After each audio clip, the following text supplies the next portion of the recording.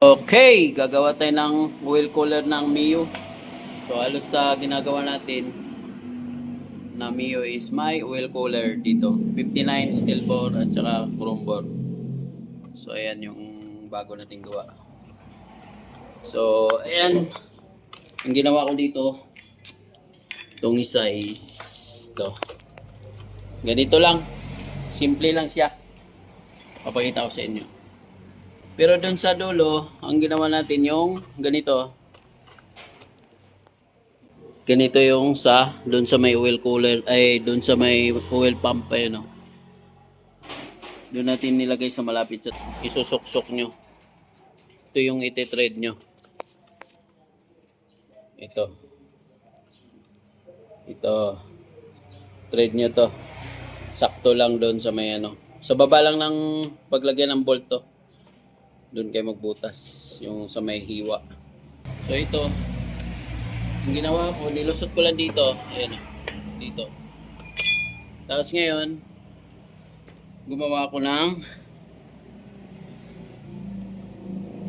para dito sa head. Para dito diretso ano. Galing sa oil cooler. Ayan. Ito yung butas nyo. Maliit lang. Pinipilit ko lang to. Maganda kasi siya kasi manipis yung hose. At saka matibay. High temp. So ginawa ko ito lang. Pito ng tubeless. Yan. Tinanggal ko yung laman. So isa lang yung nilagay ko para mahaba yung hose na may lagay natin. So ayan, lalagay na natin.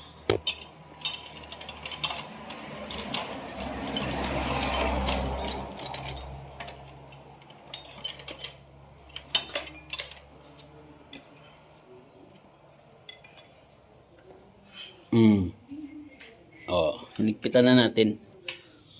So ganun lang naman yung ano, basic lang to na gawaan. Meron nabibili, sasaksak nyo na lang yung hose. So ayan, ganito yan siya. Putasan nyo lang sa gitna, lagyan nyo ng pito ng tubeless. So ayan. Try natin mamaya panda rin. Tapos kung lalabas siya dito malakas.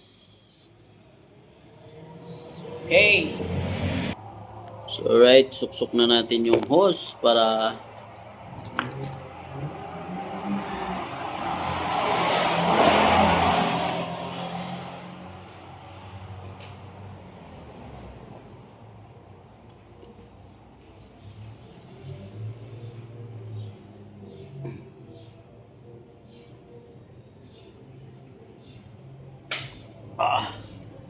so yan. Pwede na yan. Pwede na.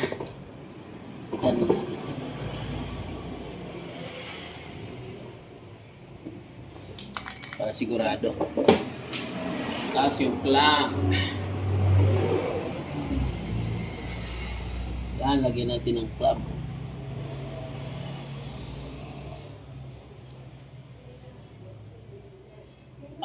Okay.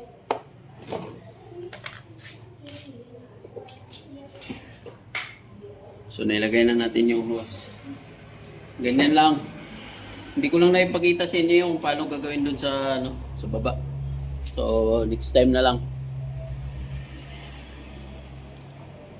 Pero ganyan ang basic na gawaan.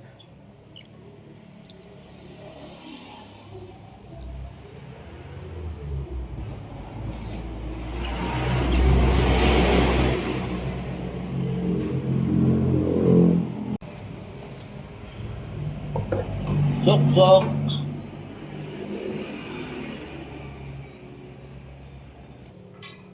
So, effective to siya kaysa dito, kukuha. Mahina dito. Pag dito kayo kukuha. Doon talaga sa mismong main na supply ng water, ay oil pump.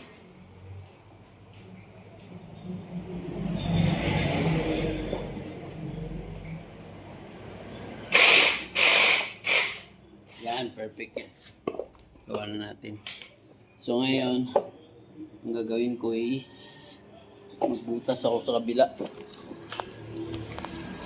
Bubutas ako dyan.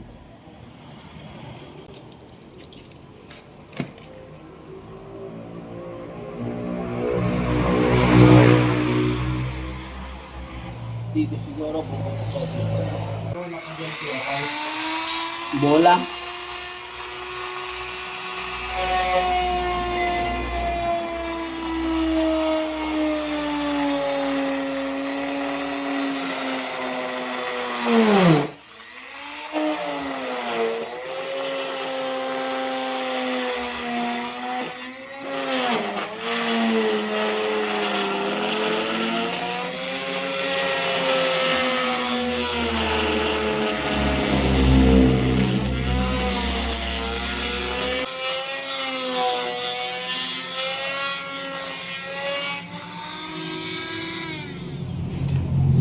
So, okay.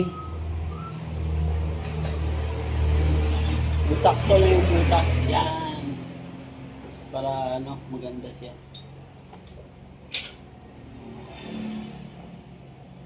So, daan natin dito. Yan. Yun, sakto.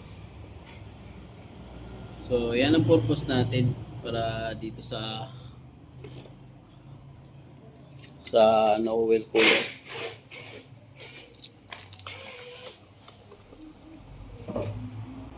So, ayan, lagyan natin ng Vita Gray para wala siyang singaw. Walang tagas, walang leak.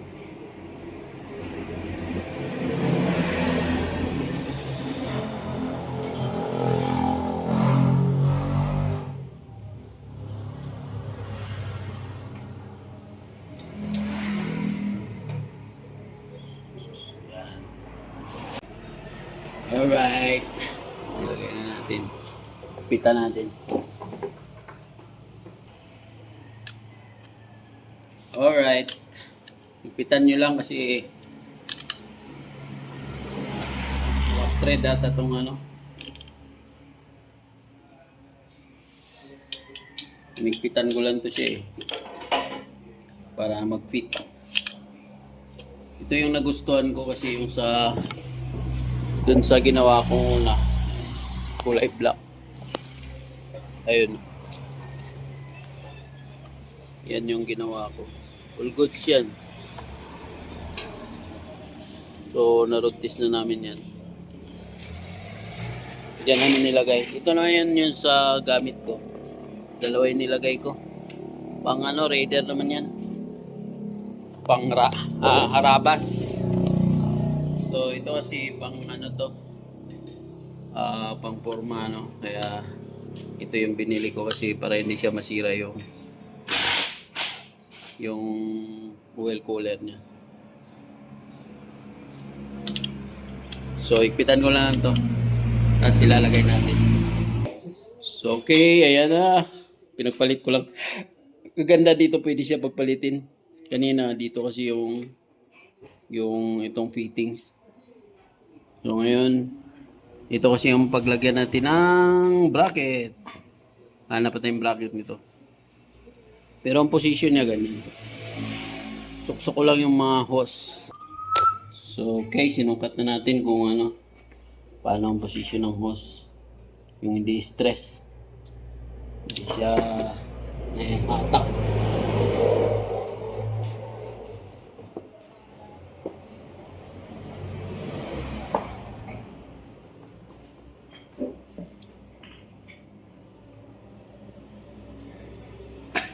Yun. Dito tayo may hirapan. So, suksok natin ito eh. So, cut muna natin.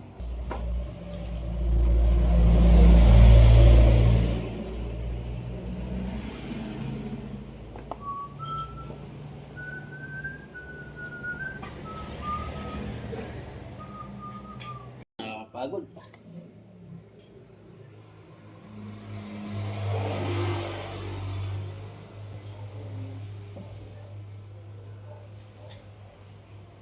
Alam mo naman, lagi niyang bubuksan ni Mark yan. Malulustrade na naman yung ano niya. Ulit. Matik yan. So, yan. Check natin. Ganyan ang mangyari niya, no?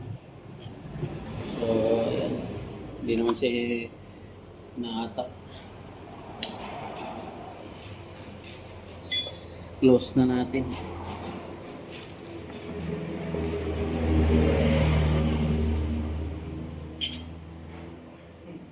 Testing muna natin to. Nilagay mo na yung pulik. Lahat dito. Ay, dito. Panda rin ko eh.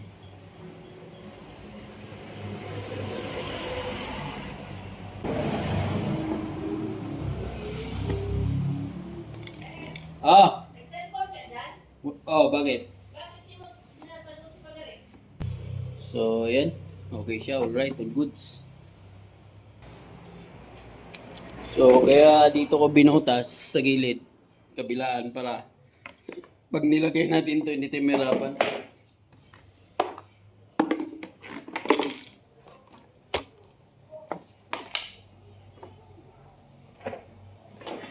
Para hindi tayo mahirapan. Yan. Pwede mo ilagay yan. Nang relax. Saka mo to ilagay. O, di ba? Ganon siya.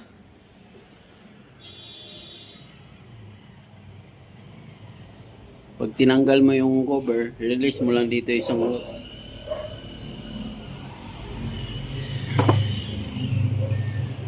So, right. Para malaman nyo kung saan to galing. Galing to sa throttle cable ng XRM. 110, 125. Rosy, mga ganon. Basta throttle cable, ano. Pinutol ko lang yung ano niya dito. Pinaka lock. Parang pinaka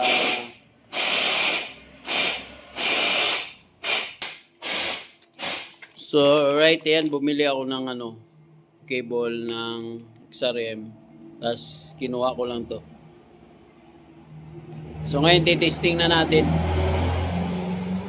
kung nagpo-flow yung langis. So, okay, pa-start na natin. Data.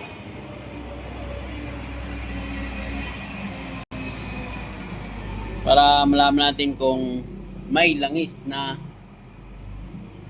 umiikot sa... Sige, start. Huwag mong gasan na. Nalulunod.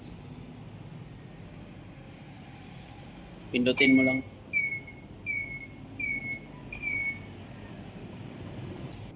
Sige, start tapos patay. Titignan natin.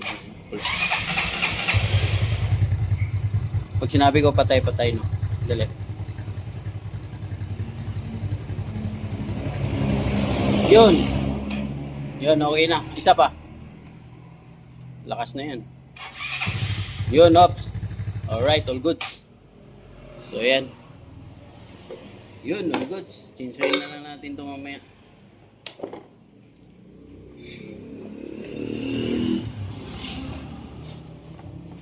Start naman siya kagad. Sobra lang sa gas, no? Iba natin tinisting binirit. Gusto mo sa gitna. Okay, ito na pala yung ginawa nating wheel para sa wheel cooler. Ayan o. Sa baba ng tornilyuan. So ayan, naglusaw tayo ng epoxy steel para hindi gagalaw. Tapos, yan o. Binilog lang natin yung nut para masikip siya. Kasi bumibigay yan pag anong katagalan. Pag nakagalaw to. So, ganyan yung ginawa natin. Ilulusawin lang natin tong epoxy steel para hindi siya gagalaw. Ito yung suporta dyan sa ano. Sa ginawa natin. Pamatibay.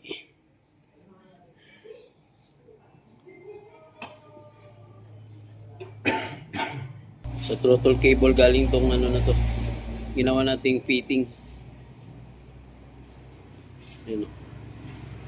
So ayan, lilinisin din natin yan para mawala yung extra ano, epoxy. Yan. So, ang ginawa natin dyan, dalawang option kasi ito. Pag na-fit yung thread, pwedeng hindi nalagyan ng nut sa loob. Pero yung sitwasyon kasi lumuwag siya, kaya nilagyan natin ng nut. Binilog lang natin na yan ang nangyari. Oh. Ganyan siya. So, ayan.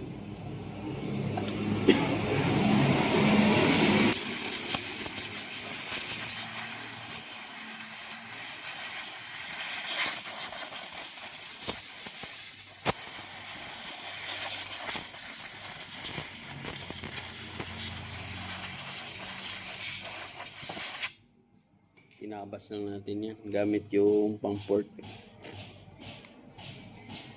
Yun o. Matibay na yan. Kahit sabitan. Oo. Again na nga yung punasan natin. Ayan, punasan. Ay, marumi na siya. Na-drain mo na, Mark. Itayo mo yung motor. Naubos na. Kunin mo yung panukat. Yan na yung finish niya. So, ayan mo natin matuyo. Para matibay. Yan. So, yung bilog na yan, nut yan.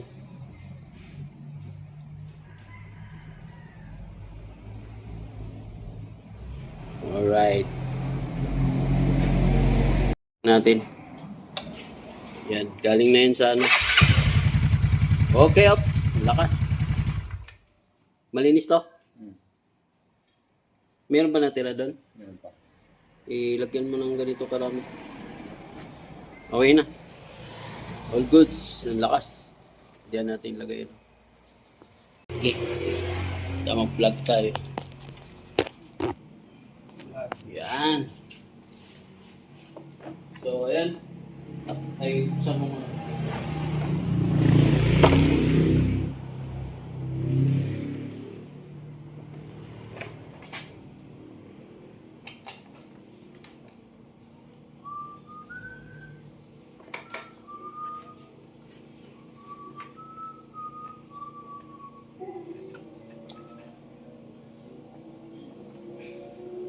Ayos nga dyan. Ayos na. Ay,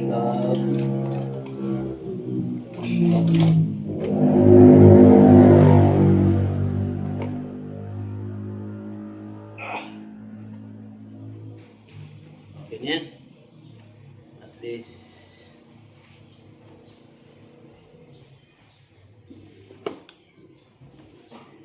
alright, all goods. All goods and the hoods. Yun.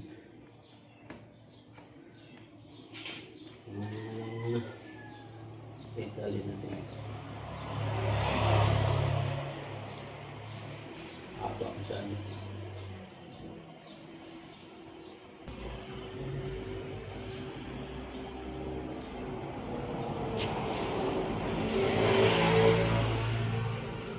Huwag mo ng zip tie ka rin. Ay, tatlo. Sabit niya natin. Hindi bitaw. Maraming ganyan dun sa pinagkuhanan natin, Bebe. Marami? Marami din. Doon na lang tayo kukuha. Kalimutan kong sinabi sa'yo. Nung naglibot-libot ako dun. Mura lang siguro doon. Oo, mura lang. 400 na siguro.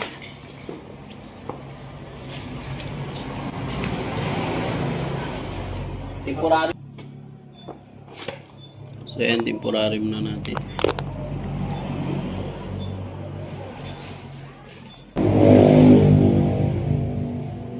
Hanap pa kaming bracket dito kasi hindi kami order nung may bracket.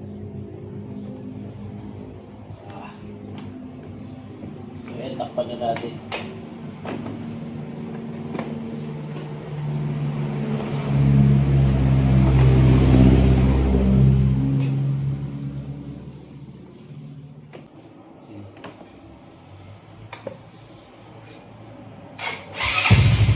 Yun.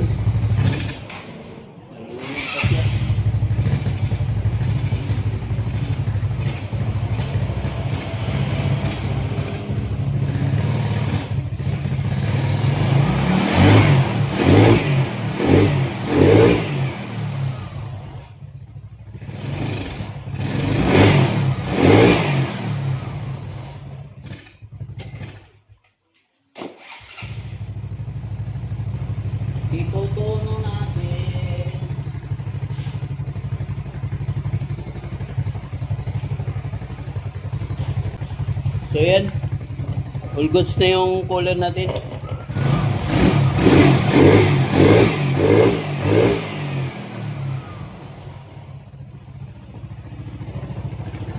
So okay. Yun lang. Hanapan muna namin ng bracket. All goods. Mo rin naman, di ba?